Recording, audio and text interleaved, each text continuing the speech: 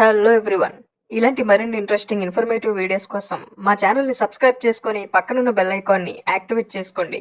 వీడియోలోకి వెళ్లే ముందు కింగ్ నాగార్జున అండ్ నరసింహం బాలకృష్ణ వీళ్ళిద్దరిలో కూడా మీ ఫేవరెట్ హీరో ఎవరో, వీళ్ళిద్దరు ఫిల్మ్స్లో మీ ఫేవరెట్ ఫిల్మ్ ఏదో కింద కామెంట్స్లో మాకు తెలియజేయండి. మీ వంతు సపోర్ట్గా ఈ వీడియోని లైక్ చేయండి.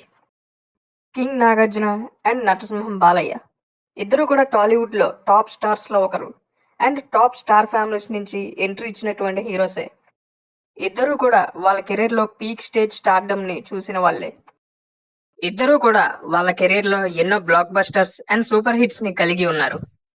లెజెండరీ ఫ్యామిలీ బ్యాక్గ్రౌండ్స్ తో ఎంట్రీ ఇచ్చినటువంటి ఇద్దరు హీరోస్ కూడా చాలా తక్కువ టైంలోనే స్టార్డమ్ ని సొంతం చేసుకున్నారు. ఈ రోజు మనం వీళ్ళిద్దరూ బాక్స్ ఆఫీస్ దగ్గర ఎన్నిసార్లు పోటీ పడ్డారో అండ్ వాటిలో ఎవరు ఎక్కువ హిట్స్ సాధించారో, ఎవరు ఎలాంటి హిట్స్ ని సాధించారో ఇప్పుడు మనం తెలుసుకుందాం. నటసింహం బాలకృష్ణ గారు నాగార్జున గారికి నటనలో సీనియర్.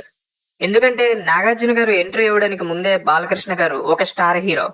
నాగార్జున గారు 1986 లో టాలీవుడ్ లోకి ఎంట్రీ ఇస్తే బాలకృష్ణ గారు 1984 లోనే ఎంట్రీ ఇవ్వడం కాకుండా స్టార్ హీరో కూడా అప్పుడే అయిపోయారు. అయితే ఇద్దరు కూడా బిగ్గెస్ట్ బ్యాక్గ్రౌండ్స్ నుంచి రావడంతో సాధారణంగానే వీళ్ళిద్దరి మధ్య పోటీ అండ్ కంపారిజన్ అనేది ఏర్పడింది ఆ టైంలో. ఇద్దరి సినిమాలు కూడా ఒకేసారి రిలీజ్ అయినప్పుడు ఆ కాంపిటీషన్ అనేది కేవలం ఫ్యాన్స్ లో మాత్రమే కాకుండా సాధారణ సినీ ప్రేక్షకుల్లో కూడా చాలా ఇంట్రెస్ట్ ని కలిగిస్తూ ఉండేది. ఇక వీళ్ళిద్దరూ ఎన్నిసార్లు ఏ ఏ సినిమాలతో పోటీ పడ్డారో ఇప్పుడు మనం చూద్దాం. ఫస్ట్ టైం వీళ్ళిద్దరు సినిమాలు 1987 లో జనవరి 14న ఒకేసారి రిలీజ్ అయ్యి బాక్స్ ఆఫీస్ దగ్గర పోటీ పడ్డాయి. అవే బాలకృష్ణ గారు హీరోగా నటించినటువంటి భార్గవరాముడు కాగా, నాగార్జున గారు హీరోగా నటించినటువంటి మజ్ను అనే సినిమా.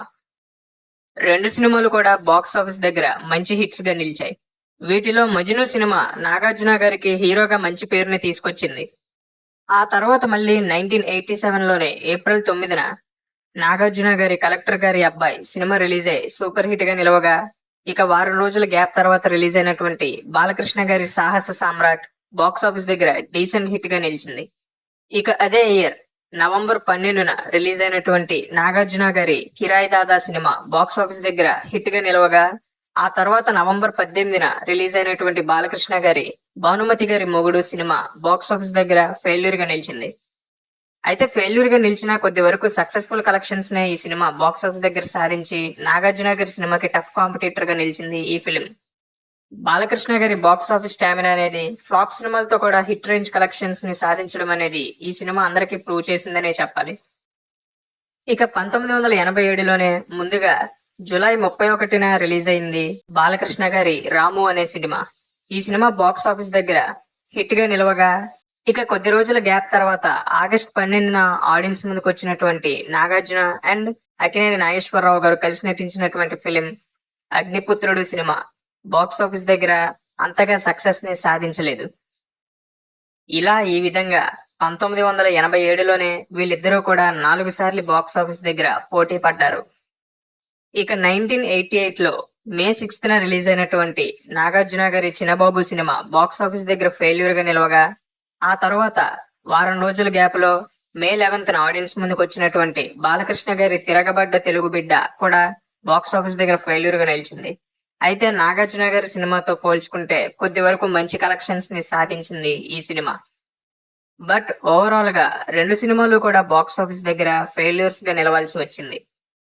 ఇక 1989లో జనవరి 7న రిలీజ్ అయినటువంటి బాలకృష్ణ గారి భలే దొంగ సినిమా బాక్స్ ఆఫీస్ దగ్గర సూపర్ డూపర్ హిట్ గా నిలవగా, ఆ తర్వాత జనవరి 19న రిలీజ్ అయినటువంటి నాగార్జున గారి విజయ్ సినిమా బాక్స్ ఆఫీస్ దగ్గర ఫెయిల్యూర్ గా నిలిచింది. ఇక తర్వాత ఆ ఇయర్ లోనే అక్టోబర్ 5న రిలీజ్ అయినటువంటి నాగార్జున గారి శివ సినిమా బాక్స్ ఆఫీస్ దగ్గర ఆల్ టైమ్ బిగ్గెస్ట్ హిట్ గా నిలవగా, ఆ ఇయర్ లో ఆ మంత్ లోనే అక్టోబర్ 13న రిలీజ్ అయినటువంటి బాలకృష్ణ గారి బాలగోపాలుడు సినిమా బాక్స్ ఆఫీస్ దగ్గర డీసెంట్ హిట్ గా నిలిచింది. అయితే ఓపెనింగ్స్ లో శివ మూవీ కలెక్షన్స్ ని ఈ సినిమా బీట్ చేసినప్పటికీ ఓవరాల్ గా శివ కలెక్షన్స్ ని ఈ సినిమా బీట్ చేయడంలో కొంతవరకు తడబడింది. లేదంటే ఈ సినిమా కూడా ఆల్ టైమ్ హిట్ గా నిలిచుండేది టాలీవుడ్ లో. ఇక 1994 ఏప్రిల్ 14న రిలీజ్ అయినటువంటి బాలకృష్ణ గారి వైవిధ్యమైన సినిమా భైరవ ద్వీపం బాక్స్ ఆఫీస్ దగ్గర ఇండస్ట్రీ హిట్ రేంజ్ లో సక్సెస్ కాగా, ఇక ఆ సంవత్సరమే ఏప్రిల్ 20న ఆడియన్స్ ముందుకు వచ్చినటువంటి నాగార్జున గారి hello brother cinema box office దగ్గర బ్లాక్ బస్టర్ సక్సెస్ ని అందుకుంది. అయితే భైరవ ద్వీపం ఇండస్ట్రీ హిట్ రేంజ్ లో సక్సెస్ అవడంతో ఇది భైరవ ద్వీపం తర్వాతి పొజిషన్ లో నిలవాల్సి వచ్చింది హలో బ్రదర్. ఈ విధంగా 1994లో ఇద్దరూ కూడా బ్లాక్ బస్టర్ సక్సెసెస్ ని బాక్స్ ఆఫీస్ దగ్గర అందుకోవడం అనేది జరిగింది వాళ్ళ సినిమాలతో. ఈ రెండు సినిమాల్లో మీ ఫేవరెట్ ఫిల్మ్ ఏదో కింద కామెంట్ చేయండి.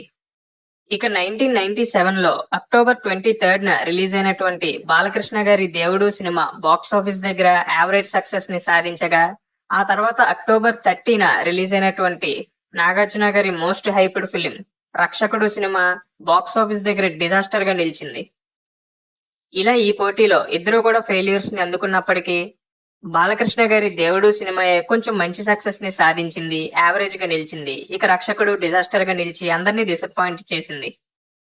ఇక 1998లో ఏప్రిల్ 17న రిలీజ్ అయినటువంటి బాలకృష్ణ గారి యువరత్న రానా సినిమా బాక్స్ ఆఫీస్ దగ్గర బిలో యావరేజ్ గా నిలవగా, అదే ఏప్రిల్లో 24న ఆడియన్స్ ముందుకు వచ్చినటువంటి నాగార్జున గారి auto driver cinema box office దగ్గర ఫెయిల్యూర్ గా నిలిచింది. ఈ విధంగా ఈ పోటీలో ఇద్దరు సినిమాలు కూడా బాక్స్ ఆఫీస్ దగ్గర ఫ్లాప్ అయ్యాయి. ఇక మళ్ళీ 2004లో వీళ్ళిద్దరూ పోటీ పడటం అనేది జరిగింది. డిసెంబర్ 15న రిలీజ్ అయినటువంటి బాలకృష్ణ గారి విజయేంద్ర వర్మ బాక్స్ ఆఫీస్ దగ్గర డీసెంట్ సక్సెస్ ని మాత్రమే సాధించింది. అయితే నాగార్జున గారి మాస్ సినిమా డిసెంబర్ 23న రిలీజ్ అయింది అండ్ బాక్స్ ఆఫీస్ దగ్గర సూపర్ హిట్ గా నిలిచింది. ఈ పోటీలో నాగార్జున గారు పెద్ద సక్సెస్ ని సాధించారనే చెప్పాలి. అయితే రెండు సినిమాలు కూడా మంచి ఎక్స్పెక్టేషన్స్ తోనే బాక్స్ ఆఫీస్ బరిలోకి దిగాయి. కానీ ఓపెనింగ్స్ లో బాలకృష్ణ గారి విజయేంద్ర వర్మ సూపర్ కలెక్షన్స్ ని సాధించి అందరినీ మెస్మరైజ్ చేసిందనే చెప్పాలి. అయితే ఓవరాల్ గా విజయేంద్ర వర్మ బాక్స్ ఆఫీస్ దగ్గర యావరేజ్ గా నిలవగా, మాస్ సినిమా సూపర్ హిట్ గా నిలిచింది బాక్స్ ఆఫీస్ దగ్గర. ఈ విధంగా 2004లో వీళ్ళిద్దరూ కూడా బాక్స్ ఆఫీస్ దగ్గర పోటీ పడ్డారు. ఇక 2012లో ఆగస్ట్ 30న రిలీజ్ అయినటువంటి బాలకృష్ణ గారి శ్రీమన్నారాయణ సినిమా బాక్స్ ఆఫీస్ దగ్గర యావరేజ్ గా నిలవగా, వారం రోజుల తర్వాత సెప్టెంబర్ 6న రిలీజ్ అయినటువంటి నాగార్జున గారి devotional film Shirdi Sai cinema box office దగ్గర ఇది కూడా యావరేజ్ గానే నిలిచింది. ఈ విధంగా ఇద్దరు సినిమాలు కూడా బాక్స్ ఆఫీస్ దగ్గర యావరేజ్ గా నిలిచాయి. అయితే ఇక్కడ కూడా బాలకృష్ణ గారే ఓపెనింగ్స్ లో మంచి కలెక్షన్స్ ని అందుకోవడం అనేది జరిగింది. దీనిపై మీ ఒపీనియన్ ని కింద కామెంట్ చేయండి. ఇక ఫైనల్ గా లాస్ట్ టైం వీళ్ళిద్దరూ బాక్స్ ఆఫీస్ దగ్గర పోటీ పడింది 2016లో రిలీజ్ అయినటువంటి డిక్టేటర్ వర్సెస్ సోగ్గాడే చిన్నినాయన సినిమాలతో. ఈ రెండు సినిమాలు కూడా మంచి ఎక్స్పెక్టేషన్స్ తో బాక్స్ ఆఫీస్ దగ్గర రిలీజ్ అయ్యాయి. అయితే Soggade Chinninayana movie positive talk తెచ్చుకొని ఫ్యామిలీస్ ని అట్రాక్ట్ చేసి సంక్రాంతి విన్నర్ గా నిలిచింది 2016లో. బాక్స్ ఆఫీస్ దగ్గర సూపర్ డూపర్ హిట్ గా నిలిచింది. ఇక డిక్టేటర్ కూడా మిక్స్డ్ టాక్ వచ్చినా సరే బాలకృష్ణ గారి స్టార్ పవర్ తో హిట్ రేంజ్ కలెక్షన్స్ ని అందుకొని ఓవరాల్ గా ఓకే అనిపించుకుంది. ఈ విధంగా ఇద్దరు కూడా బాక్స్ ఆఫీస్ దగ్గర ఇన్నిసార్లు పోటీ పడ్డం అనేది జరిగింది. ఎవరు ఏ ఏ సినిమాలతో పోటీ పడ్డారో, ఎవరు ఎన్ని సక్సెస్ని సాధించారో చూసారుగా. వీళ్ళిద్దరిలో మీ ఫేవరెట్ హీరో ఎవరో, ఈ మూవీస్ లో మీ ఫేవరెట్ ఫిల్మ్ ఏదో కింద కామెంట్ చేయండి.